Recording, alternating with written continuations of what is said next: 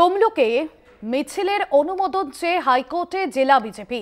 মিছিলে উপস্থিত থাকবেন শুভেন্দু অধিকারী। পুলিশ অনুমোদন না দেওয়ায় কলকাতা হাইকোর্টের দ্বারস্থ বিজেপি। বুধবার শুনানির সম্ভাবনা রয়েছে। তমলুকে মিছিলের অনুমতি চেয়ে কলকাতা হাইকোর্টে জেলা বিজেপি। পুলিশ অনুমোদন না দেওয়ায় কলকাতা হাইকোর্টের দ্বারস্থ হয়েছে বিজেপি। বুধবার শুনানির সম্ভাবনা রয়েছে। মিছিলে উপস্থিত থাকবেন শুভেন্দু অধিকারী।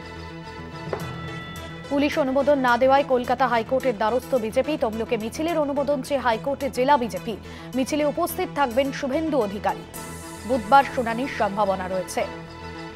পুলিশ অনুমোদন না দেওয়ায় কলকাতা হাইকোর্টের দ্বারস্থ বিজেপি। বুধবার শুনানির সম্ভাবনা। তমলুকে মিছিলের অনুমোদন চেয়ে হাইকোর্টে দ্বারস্থ হয়েছে বিজেপি নেতৃত্ব।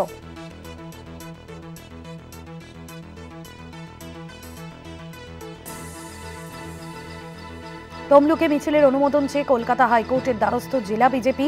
মিছিলে উপস্থিত থাকবেন শুভেন্দু অধিকারী। যদিও জেলা পুলিশের তরফে অনুমোদন দেওয়া হয়নি, র্যালির অনুমোদন চেয়ে কলকাতা হাইকোর্টের দ্বারস্থ হয়েছেন তারা। মামলা করার অনুমোদন কলকাতা হাইকোর্টের।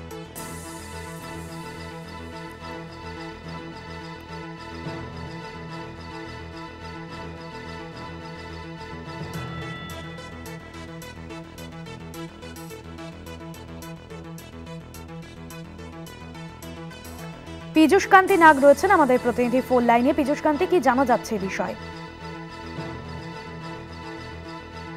3টে থেকে রাত 8টা পর্যন্ত তমলুকে রাজবাড়ি থেকে হসপিটাল পর্যন্ত পদযাত্রা করতে চায় বিজেপি। সেই মিছিলে রাজ্যের বিরোধী দলনেতা শুভেন্দু অধিকারী উপস্থিত থাকবেন।